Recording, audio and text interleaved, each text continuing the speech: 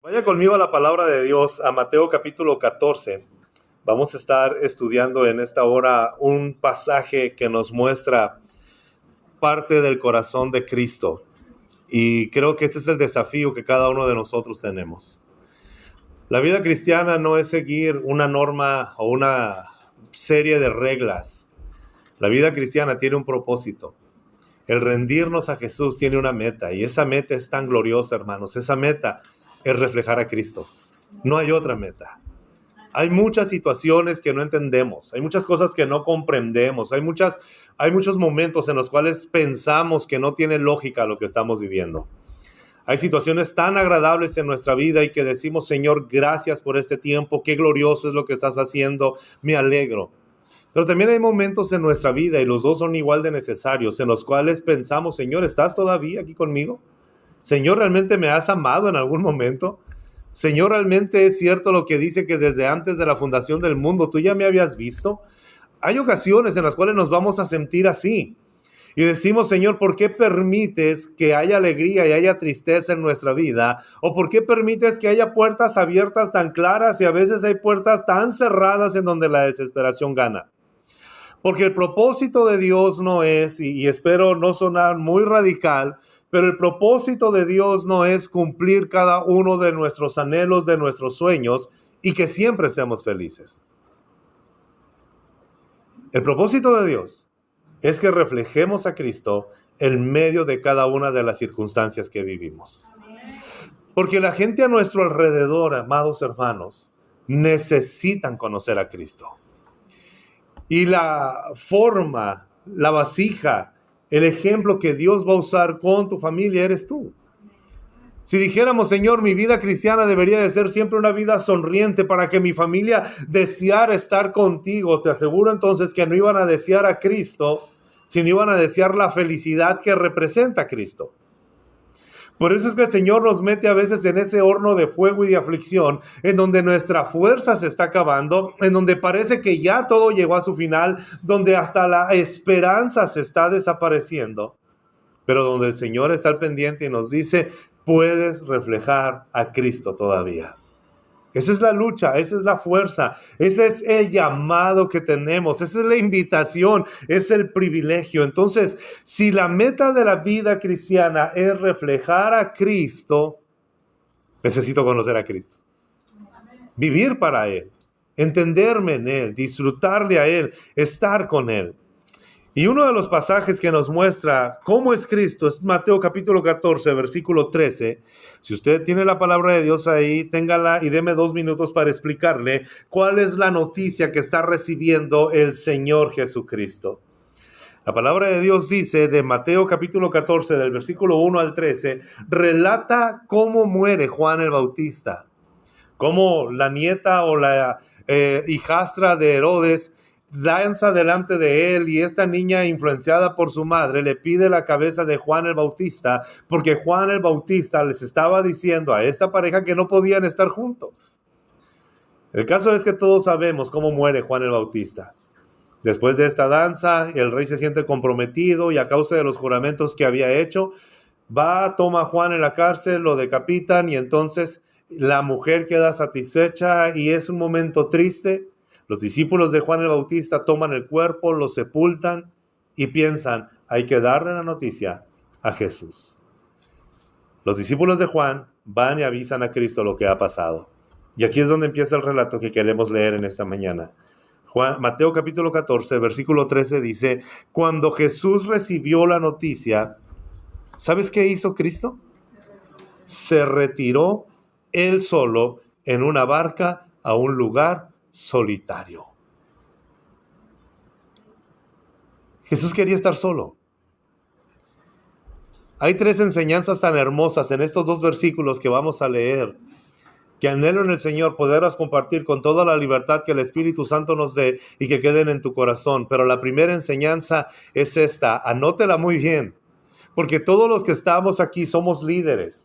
No necesitas tener una posición en una iglesia, en algún lugar. No necesitas tener un nombramiento de influencia para sentirte que eres líder. Cada uno de nosotros estamos influenciando todos los días a las personas más importantes de nuestra vida. Todos los días, tus hijos te miran, tus hijas te miran, tus nietos te miran, las personas que aman están a tu alrededor, te están observando, estás ahí. Un líder es todo aquel que está proveyendo para suplir la necesidad de alguien. Un líder es todo aquel que tiene el deseo de ver crecer a otros e invertir su tiempo, su fuerza y sus recursos para que esto suceda. Y en estos versículos Jesús nos da 3 principios que todo líder debe de tener. El primero, quiero que anote muy bien, o la primera reacción es esta. El primer principio es, no importa qué tan fuerte seas, las malas noticias te van a quebrar.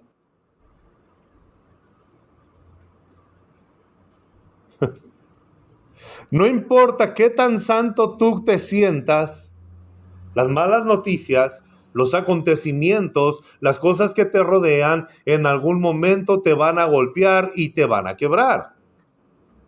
Porque hay una mala idea, una mala concepción de un líder que es alguien que nunca se quiebra, y más en este tiempo que hay un despertar del estoicismo. Donde quiera que usted vaya, va a empezar a escuchar conferencias, va a empezar a leer libros acerca de la vida estoica. Estos que no reflejan nada, que nada te mueve, que tú estás completamente firme y que nada te va a sacudir, y están dando estrategias para que tú no sientas nada.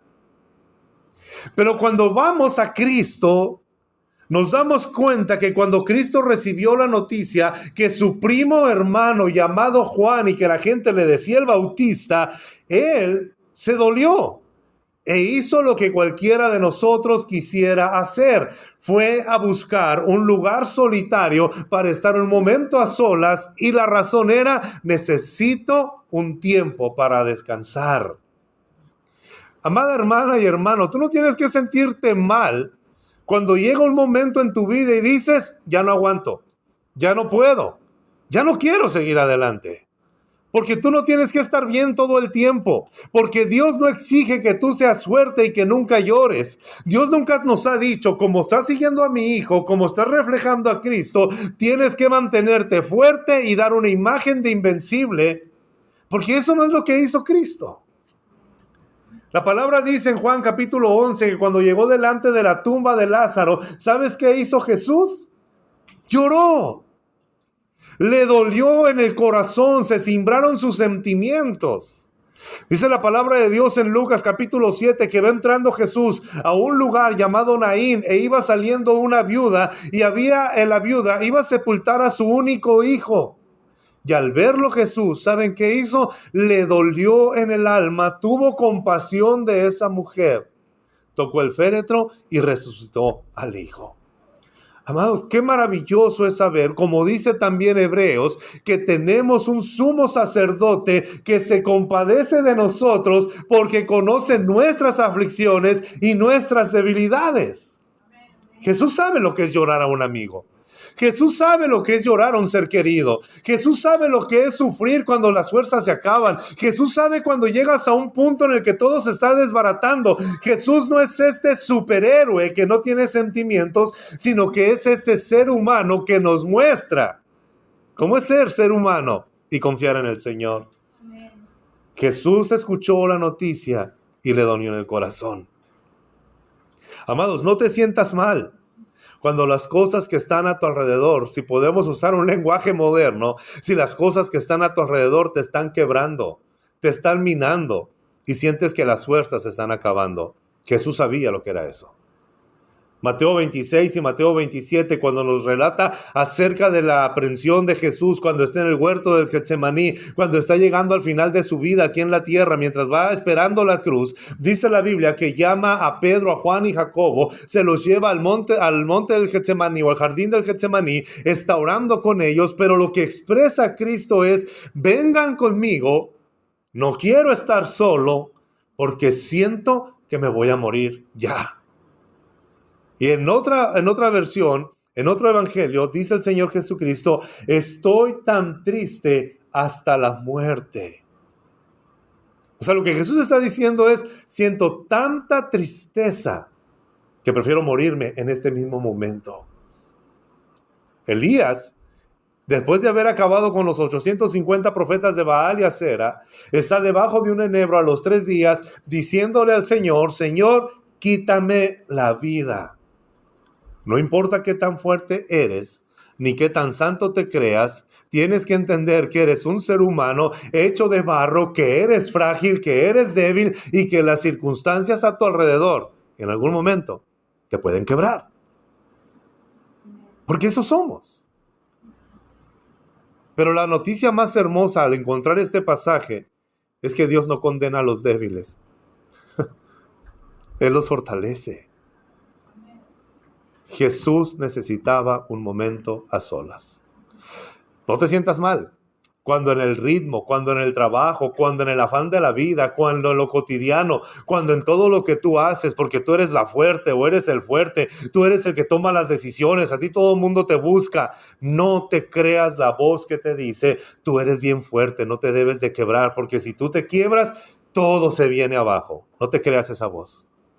Escucha mejor la voz que dice en Mateo capítulo 14, versículo 13, Jesús, el Rey de Reyes, el Señor de Señores, el Cordero de Dios que quita el pecado del mundo, el Mesías, el perfecto, el único santo, el ungido, al escuchar que su primo hermano había fallecido, sintió la necesidad de un descanso y estar solo.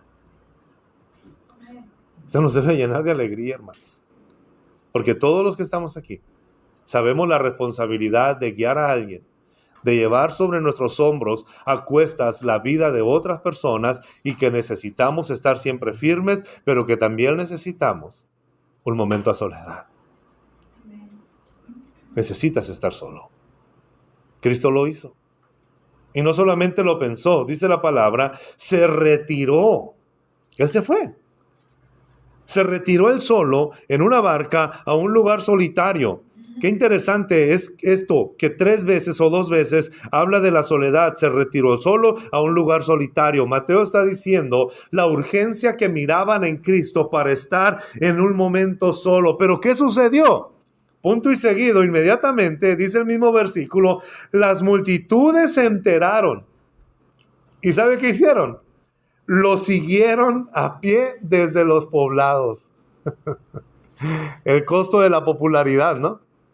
Jesús no podía estar solo. Jesús dice, necesito estar solo. Se aparta y alguien dice, allá está Jesús. Vamos a donde está Jesús. Y no fueron 1, 2 ni 3. ¿Sabe cuántos fueron? Más de 5,000 personas. Las multitudes se enteraron y lo siguieron desde los poblados y se fueron a pie. Versículo 14. Cuando Jesús desembarcó y vio a tanta gente. Este es el segundo principio, ahorita se lo voy a decir. Pero aquí está el segundo principio de todo hombre, de toda mujer que quiere servir, fortalecer, cuidar, proveer y desarrollar. Dice la Biblia que cuando Jesús desembarcó y vio a tanta gente, tuvo compasión de ellos. ¿Y sabes qué hizo? Y sanó a los que estaban enfermos.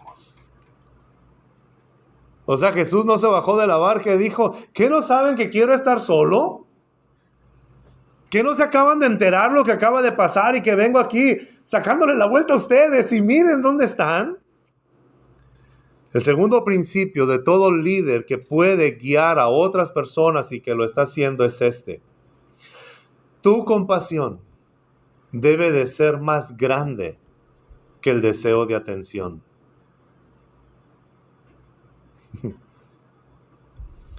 La compasión de Cristo era más grande que el deseo de comprensión. Jesús se baja de la barca con el corazón lastimado, herido, dolido, pensando que su familia también está sufriendo, considerando a su tía Elizabeth cómo habrá estado y recibido la noticia si todavía vivía, aunque dice la Biblia que ella era anciana, pero cómo iba a ser todo lo demás que seguía después. Y al escuchar la forma en la que Juan había terminado su carrera aquí en la vida, en la tierra, y cómo iban a dar tantas explicaciones, amados, eso es muy interesante. Jesús se baja de la barca.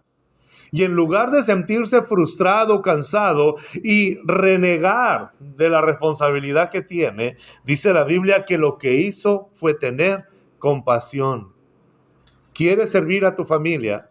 ¿Quieres servir a la gente que te rodea? ¿Quieres servir a la gente que te ama? Tienes que ser como Cristo. Y Cristo no es una vida frustrada ni vive por obligación, sino por compasión. Colosenses capítulo 3 dice, revístanse de Cristo. Y la primera característica que dice Pablo en Colosenses 3 es, revístanse de compasión, de entrañable afecto, de una incomparable misericordia. La compasión es, necesito servir a esta gente porque ellos me necesitan a mí. Yo no sé cuántas veces, hermanos, tú has recibido la palabra de alguien con el corazón más quebrantado que tú, pero que has dicho, Señor, gracias. Y piensas, realmente esta gente nunca tiene problemas. Es muy interesante cuando alguien se acerca con nosotros y nos dicen, pues sí, pastor, está pasando esto, pero como usted nunca ha pasado por eso, pues no sabe. Anote bien, por favor. La compasión debe de ser más grande que el deseo de ser comprendidos. Ese es el ejemplo de Cristo. Eso es lo que Cristo hace. Cristo se baja y ve a las multitudes y el Señor sabe que esas multitudes vienen por Él. Y que Él no tiene tiempo para detenerse a llorar y vertir su frustración con ellos. Él lo que tiene que hacer es dar a conocer el reino de los cielos, dar a conocer a su Padre y sanar a los que están enfermos. La gente no viene preguntando, Jesús, ¿cómo estás? Jesús, ¿qué puedo hacer por ti? Jesús, ¿qué quieres que hagamos? La gente viene diciendo, Jesús, tengo esta necesidad. Señor, estoy enfermo. Señor, necesito esperanza. Señor, necesito una palabra de paz. En estos últimos meses, hermanos, y lo digo con mucha reverencia y espero que no se pierda la otra parte que le voy a comentar, pero en estos últimos meses hemos estado compartiendo la palabra con un corazón tan quebrantado, tan lleno de desesperación a veces, que uno dice, Señor, ¿qué es lo que está pasando? Hace algunos meses falleció un tío mío que amaba de una manera tan entrañable. Crecimos con mi tío era una persona tan generosa, bondadosa, fue la que nos enseñó a andar en bicicleta, nos llevaba los domingos después del culto, irnos a un río que estaba allí en Obregón. Era una persona que siempre estaba dando, que siempre estaba al pendiente y tuve la dicha y la bendición de crecer con él. Mi tío Goni era un hombre que siempre estaba al pendiente y un sábado en la mañana me habla mi primo y me dice, Benja, tu tío Goni ya partió con el Señor. Eran las 8 de la mañana aproximadamente, las 9, le digo, ya sabes que me tengo que ir. Tengo que irme a Obregón, quiero irme, pues me llevé a mis hijos, se fueron Hannah y Benjamín conmigo, me voy a ir con ellos, vete con ellos, que no te vayas solo y bla, bla, bla. Me fui, estuvimos en el funeral, me tocó compartir una palabra o dos palabras ahí con la familia, estar en el ataúd, mirar y todo. Y el domingo en la mañana, tempranito nos tuvimos que venir. Era el sepelio el domingo, pero también sabemos a lo que el Señor nos ha llamado. Yo quería haber estado allá, pero también quería estar acá. Nos vinimos en la mañana temprano, mis hijos y yo llegamos directamente aquí a la iglesia, adoramos, bendecimos el nombre del Señor. Pero es bien curioso porque así es la cosa, así es el Señor como nos forma. Entré a la puerta y lo primero que recibo alguien me dice, hey, ¿ya viste las sillas que nos pusieron? Sí. ¿No te gustan? No, yo creo que deberían ser diferentes. Bueno, a la otra checamos eso. Mira, venía a sentar. La puerta del baño está cerrada. Pues hay que abrirla. Se abrió la puerta, fuimos. No hay papel adentro. Y no hay esto, no hay lo otro. Y dices, esto es a lo que el Señor nos ha llamado. Compartimos la palabra, nos quedamos a platicar con dos familias que tenían que ser atendidas. Llegué a la casa. Pero la verdad que por dentro yo deseaba estar en la casa, llegar, llorar, desahogarme y todo lo que sucede cuando tú recibes una mala noticia. Hace algunas semanas atrás, había una hermana muy amada por nosotros y que nos amaba de una manera tan clara. Me dijeron que estaba internada todos los días. Esta hermana, por lo menos todas las semanas, 2 veces a la semana me hablaba. Brother, ¿cómo está mi brother? ¿Cómo anda? Échale ganas, brother, el Señor está con usted. hermano, estamos orando por ti, y hermano, y siempre era una palabra de ánimo. Me enteré que estaba internada, le hablo el jueves, me habló ella un lunes, brother, estoy bien enferma, ore por mí. Oramos por ella el lunes, mi esposa y yo estuvimos al pendiente. El jueves le mando un mensaje, hermana, ¿cómo estás? Bien, me dijo, pero este proceso es muy lento. El viernes a las 9 de la mañana me avisan y me dicen, la hermana Leti ya partió con el Señor. Por todos los trámites que se tenían que hacer, el funeral fue el sábado y el domingo iba a ser el sepelio. Yo anhelaba estar allá. Esta hermana siempre tenía, el Señor la usaba de una manera tan clara que siempre lo que necesitábamos en el momento oportuno era una palabra de ella. Era un mensaje de ella. Era el recordarnos y decirnos, brother, estamos orando por usted. De repente me mandaba un mensaje y me decía, brother, anoche mis nietos me preguntaron por usted, le puse un video para que vea quién es usted. Y aquí estamos orando, brother. Y era una persona tan alegre. Una amiga de nosotros entrañable. Y hacíamos equipo porque teníamos un programa de radio en Obregón. Ella trabajaba en la radio y yo era el que daba las cápsulas y platicábamos. Y el Señor nos permitió durante 7 años hacer ese equipo. Hermanos, tú no te imaginas cuántas veces alguien te va a servir y te va a estar compartiendo la palabra con un corazón quebrantado y herido. Ahora, quiero decirte todo esto porque este es mi labor, este es mi llamado, es mi trabajo y yo entiendo lo que estoy haciendo. Pero no quiero romantizar el ministerio, escúcheme bien. O sea, no estamos romantizando el ministerio para que la gente diga cómo sufren los pastores, mira lo que ha pasado el hermano, todo lo que está sucediendo, porque cada uno de los hombres y de las mujeres que están sentados en este lugar o que nos están viendo en la transmisión, cada uno de ustedes, hermanos, has tenido que salir a trabajar con el corazón quebrantado. Has tenido que salir a dar clases, a preparar un alimento, a estar atendiendo a tu familia con dolor en tu alma. O sea, esto no se trata de que solamente es los que son llamados a tiempo completo sufren. Por eso la Biblia está al alcance de todos, porque muchas veces tú has cumplido con tu familia sin esperar comprensión, pero porque sabes que te necesitan. Y por eso la Biblia nos habla de esto. Un líder no solamente es alguien que está en un púlpito o que hace algo en la iglesia. Tú eres llamado a bendecir a tu familia y recibes la fortaleza del Señor porque estás dependiendo de Él. Y conforme tú disfrutas de la compasión de Cristo, tu compasión también empieza a crecer y a extenderse hacia aquellos que no te comprenden. ¿Alguien está aquí esta mañana? O sea, todos los que estamos aquí estamos en el mismo plan de Dios. Entonces, alguien no es un héroe solamente porque de vez en cuando le toca sufrir y sigue adelante. Cada uno de los hombres y de las mujeres valientes que forman parte de esta congregación han estado sirviendo. Salen a trabajar todos los días, pero con el corazón quebrantado, lastimado, herido y llorando, esperando tener un momento de descanso. La compasión los exige. La compasión se ejerce, se da, se comparte. Y cuando pensaba en todo esto, hermanos, cuando miraba a Cristo, cómo Él desciende de la barca y mira a la gente y no se detiene para hacer la labor que tiene que hacer. El Señor tiene compasión y la compasión te impulsa a hacer las cosas que debes hacer. Y pensaba en cada hombre que sale a trabajar. Y le decía a mi esposa, muchas veces cargamos y cansamos. Hay hombres que salen a trabajar 8 horas, hasta 12 horas. Hay mujeres que tienen jornadas también donde van y trabajan y llegan a su casa. Y muchas veces nosotros, en lugar de tener compasión del que trabaja, estamos esperando que lleguen para exigir.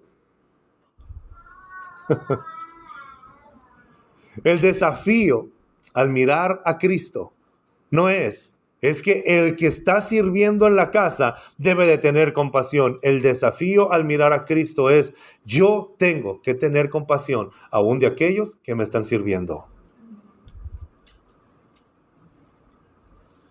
Toda obra de Dios no empieza en una iglesia, ni en las calles, ni en las plazas. Toda la obra de Dios empieza a manifestarse en casa. Dios nos reviste de Cristo, no para que prediquemos con unción, no para que hagamos milagros en las calles, no para que el poder de Dios descienda con fuego. Escuche, Dios nos reviste de Cristo para que la gente que más nos necesita puedan conocer a Cristo. Es en tu casa. Y cada vez que tú has salido y has puesto en primer lugar a tu familia, la provisión, el cuidado, el amor, ese esfuerzo, dice la palabra de Dios, que no es en vano.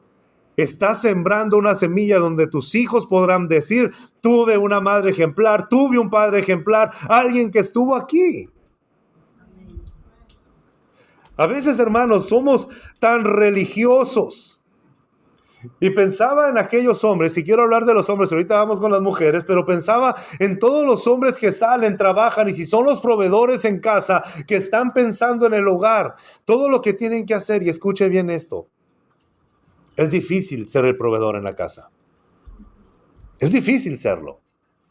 Es difícil serlo porque si tú eres el hombre que trabaja todo el día fuera de la casa, desde las 8 de la mañana o desde las 6 de la mañana, vas a tener la solvencia para suplir las necesidades de tus hijos, pero no van a tener el tiempo de convivir contigo. ¿Sí estás en esto? Y si tú dices: voy a pasar todo el tiempo con mis hijos y los voy a abrazar todo el día, les voy a decir que los quiero, ellos te van a tener a ti, van a tener el tiempo, pero no van a tener luz, no van a tener agua y no van a tener lo que necesitan. Y qué complicado es tomar la decisión. ¿Qué es lo que tengo que dar? Y escuchen, hijos, el enemigo es tan astuto y muchas veces empieza a meternos ideas en la cabeza, porque vemos programas en donde el ideal es el padre que trabaja 12 horas y todavía tiene tiempo para amar, para abrazar y que nunca está preocupado. Pero la vida real no es así. Somos seres humanos de carne y de hueso, con debilidades, con flaquezas, con necesidades y con cansancio. No tienes que sentirte mal cuando te canses. No tienes que sentirte mal cuando dices: necesito aislarme un ratito. Es difícil. Ahora, si tú estás casado, estás casada, la Biblia nos dice que cuando un hombre y una mujer se casan, se hacen una sola carne. Es decir, aquello que el hombre no pueda suplir, la mujer lo va a suplir. Cuando recién nos casamos, Oneide y yo, hace 21 años ya, nos ven jóvenes, pero no estamos tan jóvenes, hermano. Yo sé que la juventud, no se rieron, quiere decir que ya no nos ven jóvenes. El caso es que cuando recién nos casamos, Oneide y yo, siempre hemos querido en nuestro corazón, hemos deseado llevar nuestro matrimonio y nuestra vida a través de la luz de la palabra, pero cuando aplicamos mal lo que leemos, qué difícil. Recuerdo que cuando recién nos casamos, Oneide y yo, entendimos que el hombre es la cabeza del hogar y que el hombre es el que toma las decisiones y todo, pero no toma las decisiones en todo. ¿Qué quieres que haga de comida? No sé, piensa tú. No, pero es que tú dime, tú eres la cabeza. Aquí la Biblia dice. ¿Cómo la ves si hago esto? ¿Compramos esto? Hazlo tú. No, es que tú eres la cabeza y yo quiero respetarte. Vivíamos en ese extremo, hermanos. Y cuando nosotros creemos eso, vivimos más en un machismo que en un estado bíblico. Lo que el hombre diga. Y luego hay hombres que no entienden esto y creen que ser la cabeza es prohibirle todo a su mujer. Esto no lo compres, no lo hagas, no. Y si la mujer cree que eso es ser cabeza, está muy equivocado. Escuchen, un matrimonio está conformado por dos personas maduras que tienen la capacidad de tomar las decisiones cada uno y el otro está dispuesto a afrontar las consecuencias de esas decisiones. Hay hombres que viven pensando: es que no me toman en cuenta a mí. Mi esposa fue y se compró ropa y no me dijo nada. Déjala, es libre. Y creen que ser cabeza es andar juntos para todas partes. Y pensábamos así: ve, tú distribuye, tú hazlo. Ahora escucha lo que dice la palabra de Dios en Proverbios 31. Nos describe a una mujer virtuosa como Dios ha planeado que sea la mujer. Y hay decisiones en la casa que la mujer es la que las va a tomar. Y no está pasando por alto la autoridad.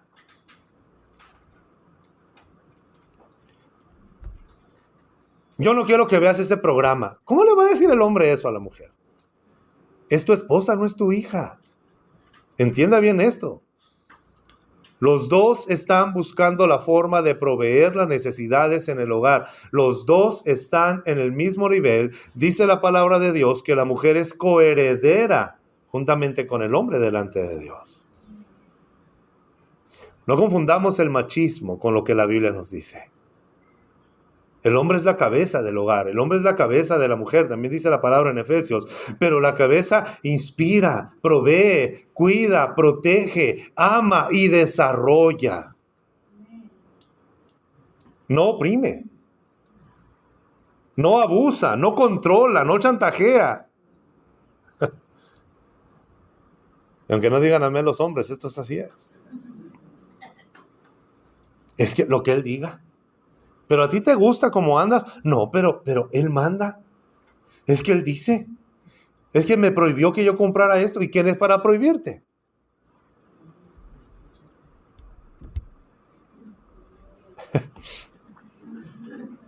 O sea, la Biblia nos enseña, amados hermanos, que la mujer virtuosa hace todo aquello que el hombre no tiene el tiempo para hacer. Y eso es lo que da el éxito en un matrimonio, se complementa. Dice la palabra de Dios que el hombre del esposo de la mujer virtuosa se sienta en la plaza o se sienta fuera de los muros donde se tomaban en cuenta el consejo de la ciudad. Es decir, el hombre era tan importante que podía estar en medio de los ancianos y tenía tanta tranquilidad en su hogar que podía atender los otros asuntos. Y dice la Biblia que el hombre siempre tenía una imagen, siempre andaba lavadita su ropa, planchadito y se distinguía. Gracias a Dios por las telas de ahora que no se planchan, ¿no? Pero lo que está diciendo es que el hombre se distinguía. Y dice Proverbios 31, versículo 3, está confiado en su mujer. Y luego ya dice la Biblia, su esposa teje el abrigo para sus hijos. Mira un campo y lo compra. Sabe administrar los viñedos, sabe hacer negocios con sus manos, provee lo que se necesita. Mientras el hombre está ya trabajando, ella está haciendo en el hogar lo que tiene que hacer. Y entonces los hijos no se sienten descuidados.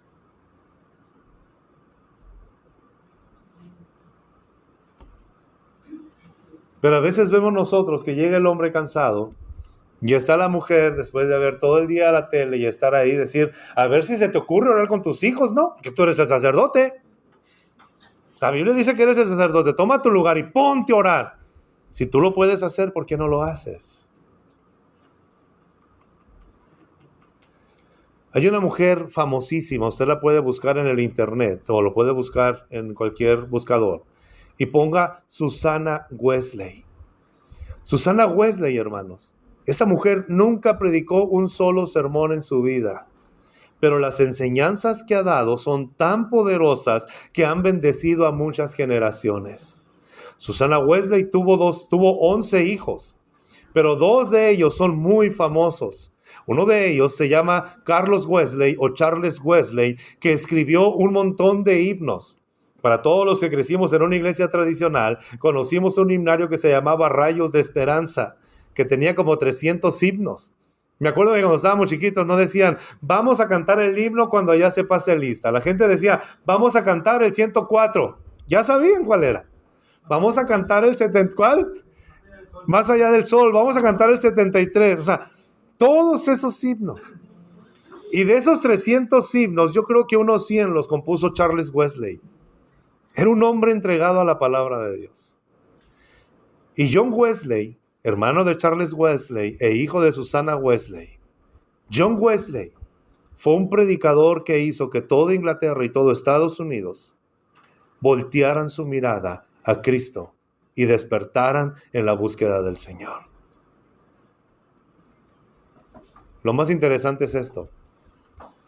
El papá de Charles Wesley y John Wesley se llamaba Samuel Wesley. un predicador de Inglaterra, un pastor que guiaba a su congregación, que durante más de 40 años mantuvo una congregación sana. Pero cuando ellos decían, quien plantó a Cristo en nuestro corazón fue nuestra madre. Y damos gracias a Dios por mi padre y damos gracias a Dios por nuestra mamá. Dios usó de una manera tan poderosa a Susana Wesley para guiar a sus 11 hijos en el camino del Señor, que 2 de ellos todavía siguen marcando generaciones por medio de la predicación de la palabra. Hermana, no menosprecies la labor que tú estás haciendo en tu casa. Cada vez que sirves un plato de comida, cada vez que remiendas un pantalón, cada vez que abrazas a tus hijos porque se rasparon la rodilla, cada vez que agarras la vara, la chancla o lo que sea para corregirlos, cada vez que estás sembrando en ellos un amor, Dios te tiene ahí. Mi padre es pastor jubilado, pero mi padre en su tiempo activo era un hombre entregado a la congregación. Recuerdo que mi papá siempre tenía unas botas de regador, una gabardina, y siempre lo tenía listo, siempre eso estaba en la sala. La iglesia que empezó a plantar mi papá, la primera iglesia que pastoreó es en la 410, allá en Ciudad Obregón, Sonora.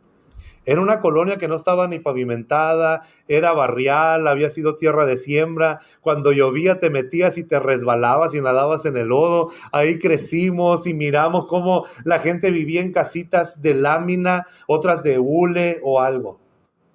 Cuando empezaba a llover y el viento corría fuerte, mi papá agarraba su bicicleta, se ponía las botas, su gabardina, fueran las 4 o las 5 de la mañana, y se iba cuadra por cuadra en esa colonia para reparar las casas, para levantar las casas, si a alguien se le había ofrecido algo, si necesitaban que les ayudaran, fueran cristianos o no fueran cristianos. Así que creo que ustedes van a poder comprender cuando veo un pastor o escucho un profeta que dice, el Señor me ha dicho que me tienen que dar para comprar un carro de 7,000 pesos o de $7,000, porque esto es lo que el Señor... Un siervo sabe que tiene que tener compasión de la gente a la que sirve sin esperar comprensión. Se iba mi padre, y a veces se iba desde las 5 de la mañana y no regresaba hasta las 10 de la noche en esa labor. Mi papá empezó a enseñarle a la gente adulta a leer, a escribir. Mi padre no había terminado ni la primaria, pero cuando vio la necesidad, terminó la primaria, terminó la secundaria y empezó a poder dar clases de primaria. La gente ama a mi padre en esa colonia. Pero la gente que no era cristiana, familiares de nosotros, entre mis 14 y 16 años, recuerdo muy bien que llegaban y me decían, tu papá ni está aquí, ¿verdad? Esa iglesia les está robando a tu papá. Aquí debería de estar él. Aquí debería andar con ustedes. En Navidad no vino, mira, debería de estar aquí. Qué feo. Y toda esta parte romántica que a veces te hace sentir en el corazón, mi papá no está conmigo, qué gacho, mira, porque es lo que quiere el enemigo. Lo peor del caso es que a la gente que me decía eso, que mira, tu papá te ha abandonado, no está aquí, ellos tenían 2 o 3 mujeres. No atendían a sus hijos. No estaban. Esa es la hipocresía del pecado. Y esa es la estrategia del diablo. Quererte hacer creer que lo bueno es malo y que lo malo es bueno. Amén. Y recuerdo que en una ocasión hablando con mi mamá le decía, ¿por qué mi papá no está aquí en Navidad? Aquí debería estar con nosotros partiendo el pavo como todo lo que vemos en la tele. Muchas navidades mi papá no estaba porque andaba en el hospital visitando a familiares de personas que iban a estar solos e iba a orar por ellos. Papá sabía que podía llegar a la casa y que ahí íbamos a estar nosotros. Quien te está sirviendo, sea papá o sea mamá, necesita compasión.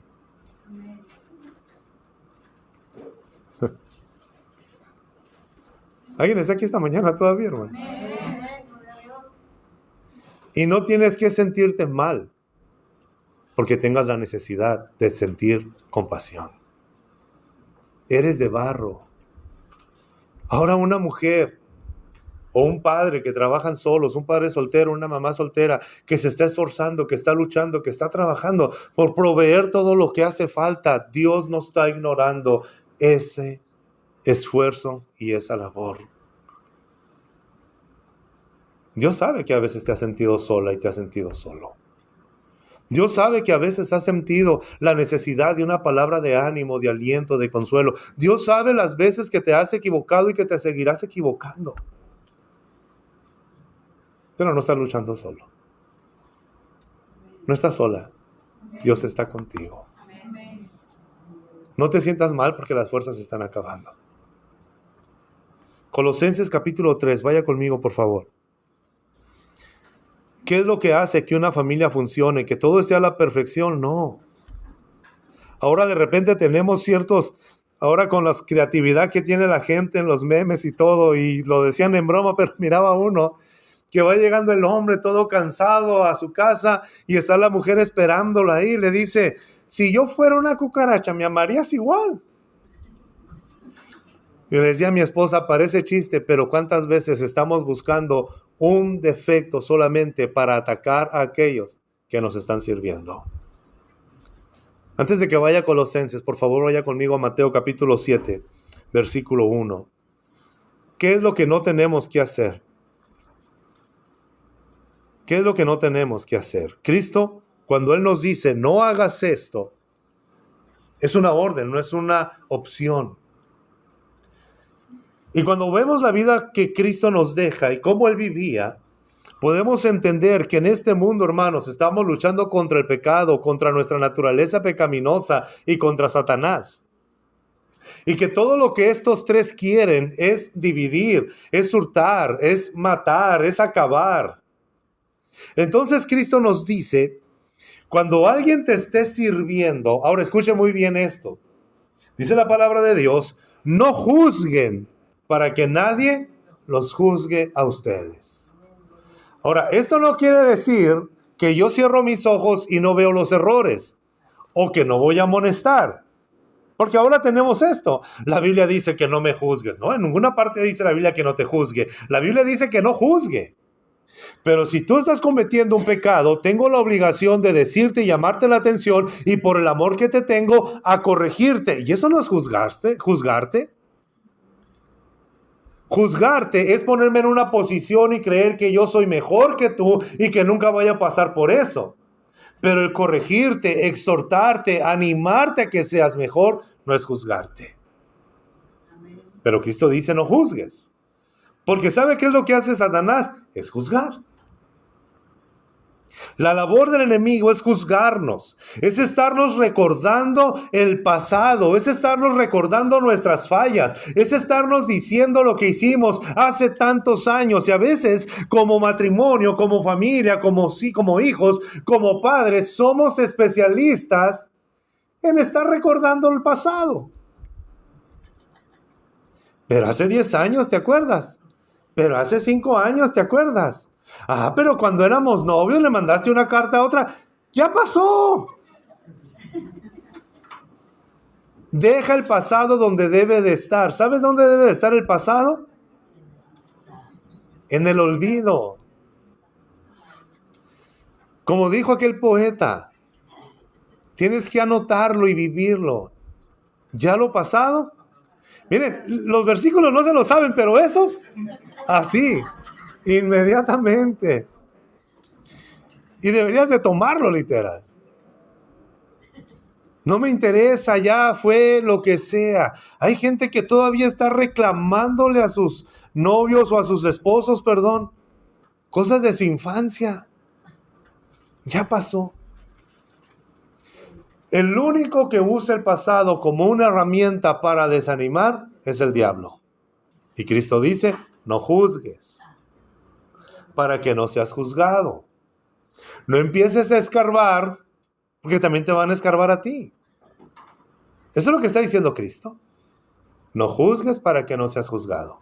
Porque dése cuenta de esto, cuando usted empieza con su familia, en su matrimonio, con sus hijos, y te acuerdas que hace años esto, y la respuesta inmediata y natural del otro es, pero tú también te acuerdas de esto y esto y esto.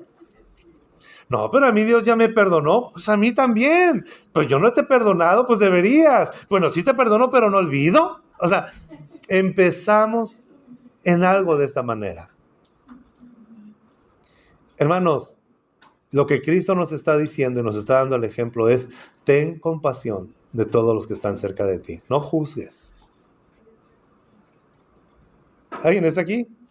Y luego dice el Señor: porque tal como juzguen, se les juzgará, y con la medida que midan a otros, se les medirá también a ustedes. Escucha, la gente que te está sirviendo también se cansa.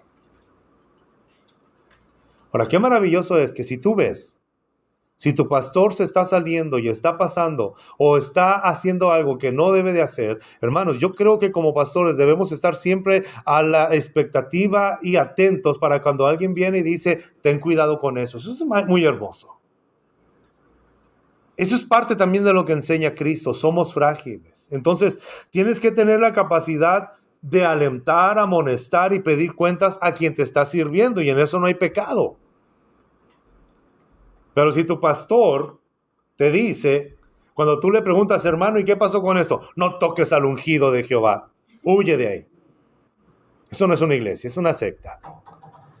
Porque no hay ungido de Jehová especial. Por la sangre de Cristo, dice la Biblia en Apocalipsis 1:5, todos somos reyes y sacerdotes delante de nuestro Dios. Somos un pueblo de reyes y sacerdotes. No hay preferencias.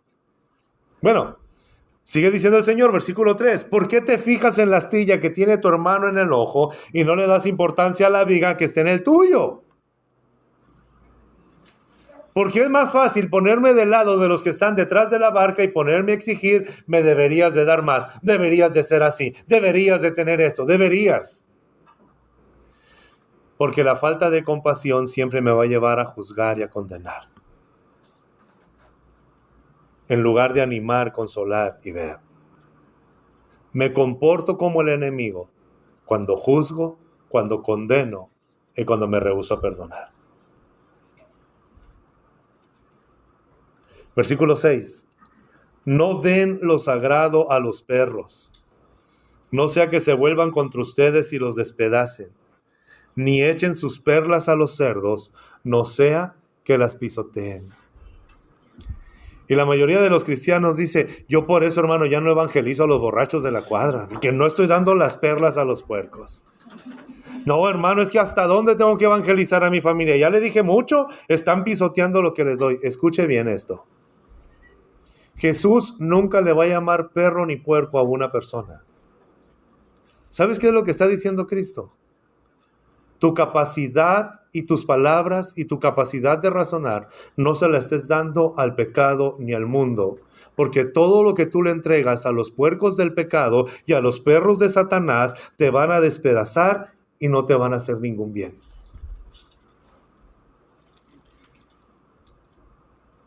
No está hablando de evangelizar. Jesús está hablando de lo que tienes que hacer. No juzgues, no condenes.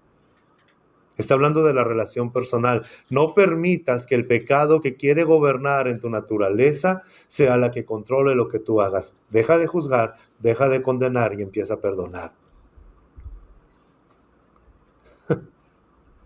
Siga conmigo y vamos leyendo todos estos pasajes, pero quiero que llegue al versículo 12.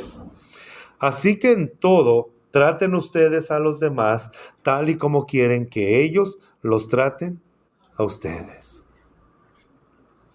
Se fija que no está hablando de evangelizar, está hablando de las relaciones interpersonales. Cristo empieza a hablar, no juzgues y no condenes, y Cristo termina esta parte diciendo, trata a los demás como quieres que a ti te traten. Eso se llama humildad. Quiero ser alguien que sirva. ¿Alguien está aquí esta mañana? Ahora sí vaya conmigo a Colosenses. Ese es un recordatorio solamente. ¿Qué es lo que debemos de ser? Colosenses capítulo 3, versículo 12 dice, por lo tanto, como pueblo escogido de Dios, santo y amado, revístanse de afecto entrañable, que es compasión, revístanse de compasión, de bondad, de humildad, de amabilidad y de paciencia. Esto que está diciendo Pablo no dice, exígele a los demás que sean así. Jesús dice, trata a los demás como quieres que te traten. ¿Y cómo quiero que me traten? Quiero que me traten con compasión, con paciencia, con amabilidad, con humildad. Yo quiero que me traten así. Pero muchas veces la gente no te va a tratar así. Por eso Cristo dice, tú trátalos de esa manera. Sé tú el vaso que Dios está usando para llenar a tu familia de la presencia de Cristo.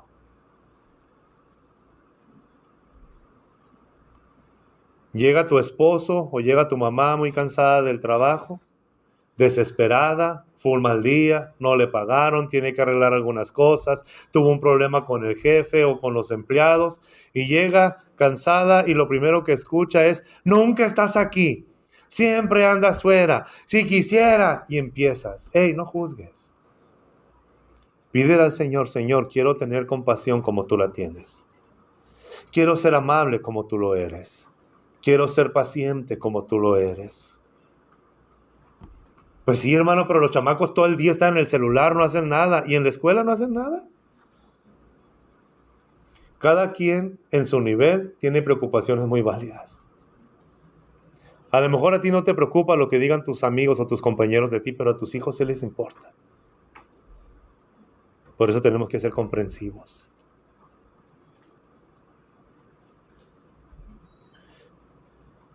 Mi oración como pastor, hermanos, no es formar una generación de predicadores. Y Dios lo sabe. Quisiera ser buen predicador.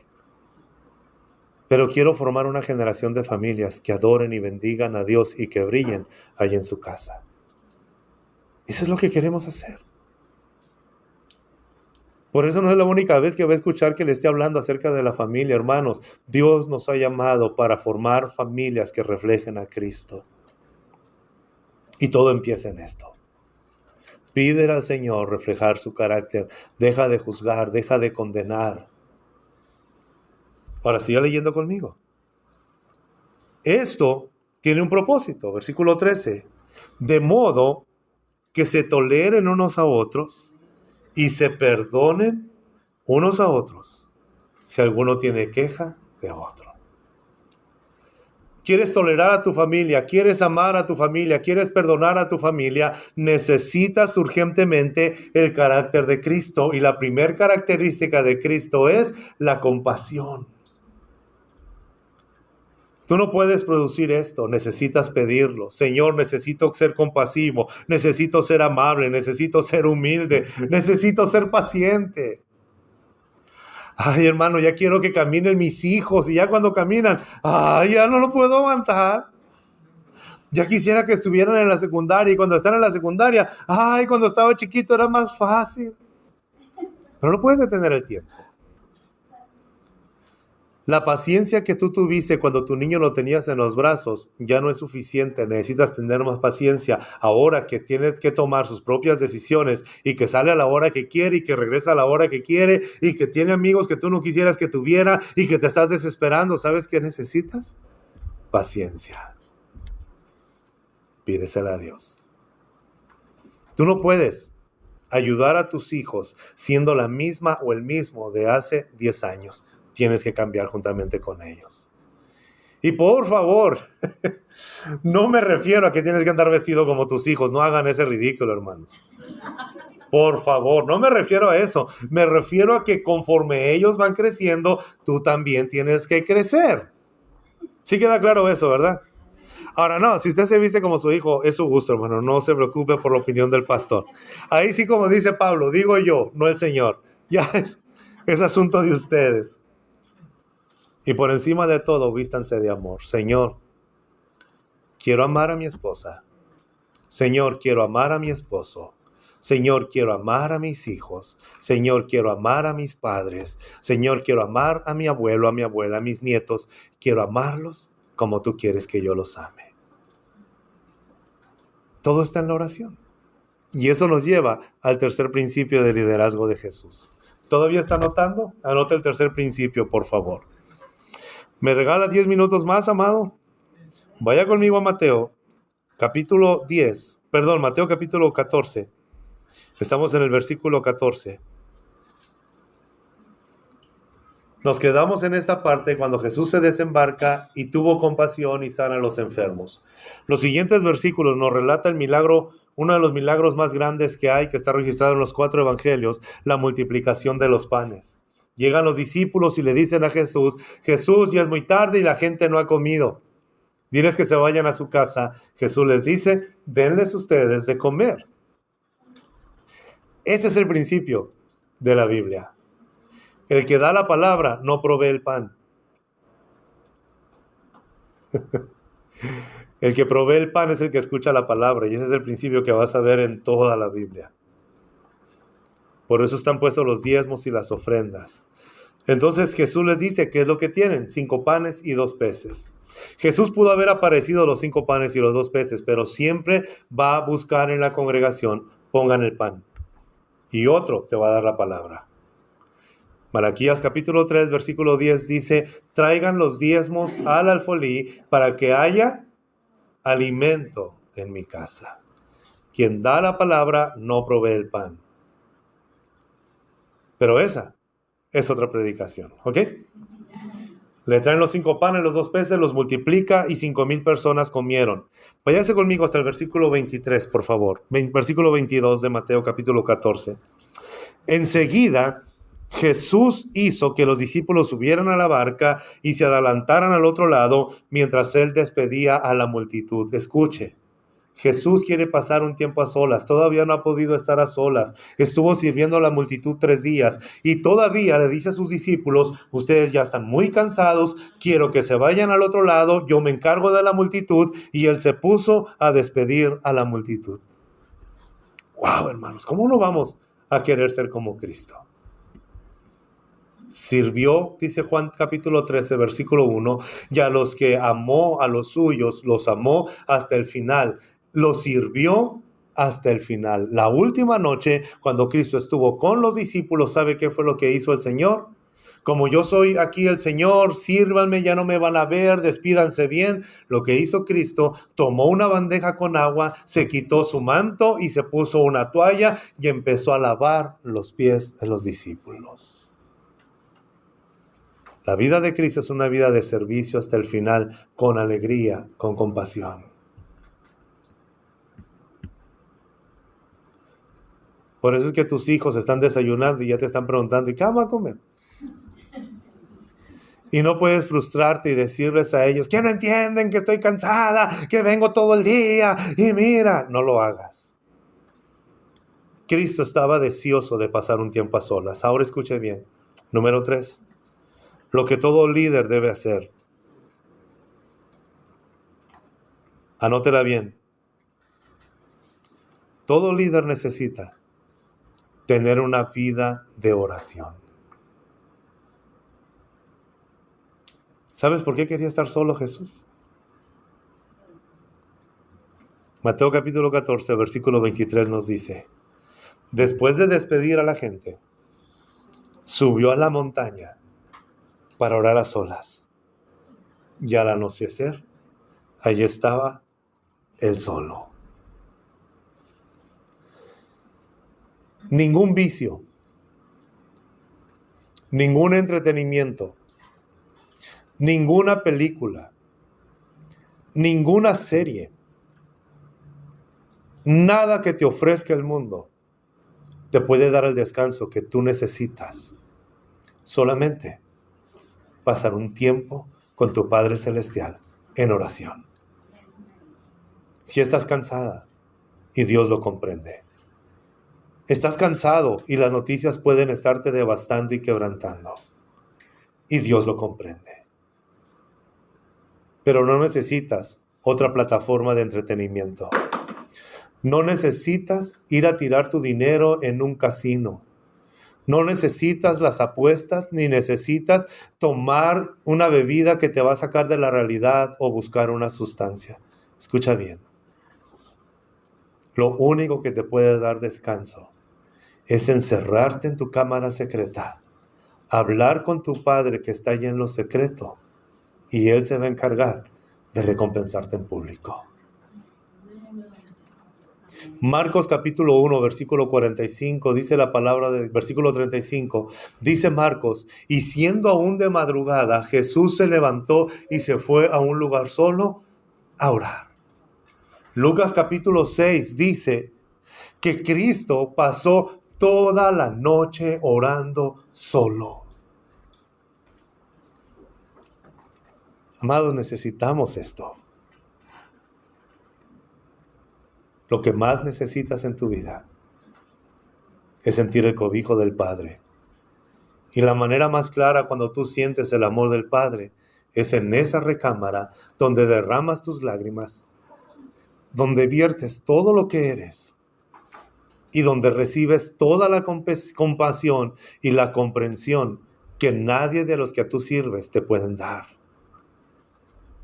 Pero escucha bien esto. Tu Padre te comprende. Tu Padre te ama. Tu Padre te está esperando. Nadie te hace descansar como Él. Necesitamos el afecto. Necesitamos, y yo le doy gracias a Dios por esta hermana que les comentaba, porque a veces creemos, hermanos, que todo es espiritual. Alguien nos dice, me siento bien triste. No, pues no lees la Biblia, no oras, no haces nada.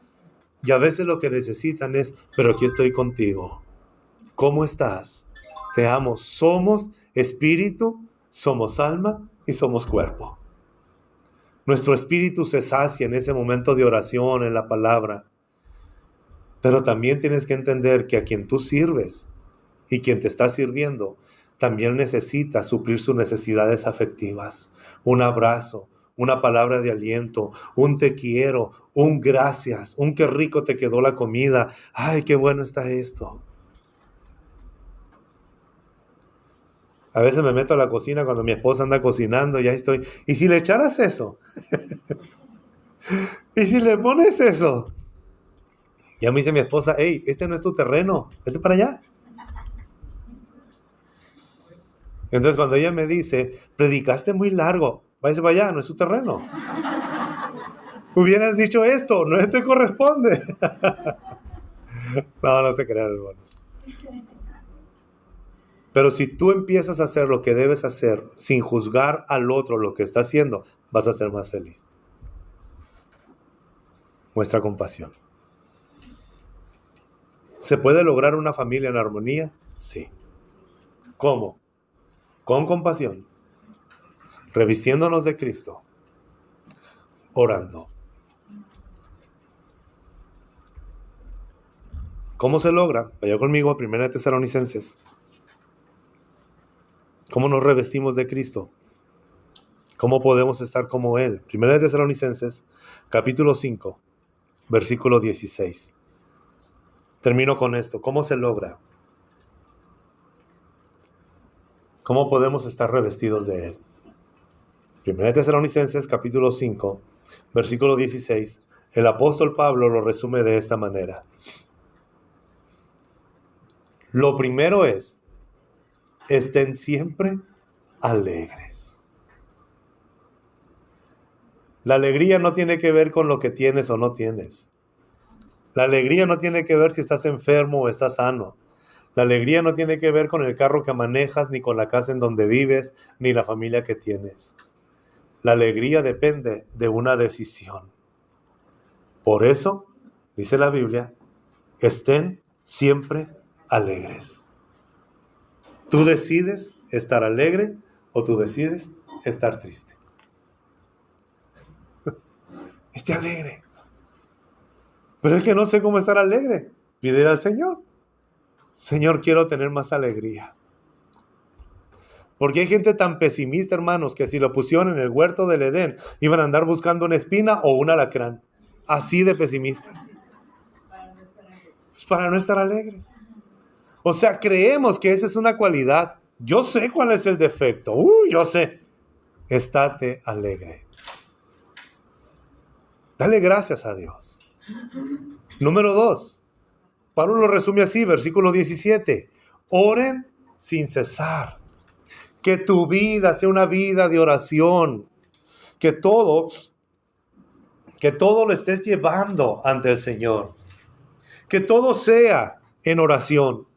Hay una necesidad, lo pongo en tus manos. Hay que agradecer en oración. Voy a tomar esta decisión en oración. Tengo que hacer esto en oración. Oren sin cesar. Y número 3, dice el apóstol Pablo, den gracias a Dios en toda situación, porque esta es la voluntad de Dios para ustedes en Cristo Jesús. Pastor, ¿cuál es la voluntad de Dios? ¿Con quién me voy a casar? ¿Qué voy a estudiar? Dígame cuál es la voluntad de Dios, hermano. Es que a lo mejor la voluntad de Dios era que me pusiera la camisa blanca y me puse el azul. A lo mejor la voluntad de Dios era esto. Pablo dice, la voluntad de Dios es que sean agradecidos por todo. Amén. Miren qué hermosa mujer, hermanos. Gracias, mi amor. Eso es ser agradecidos. Hagamos estas 3 cosas. Número 1, estemos siempre alegres.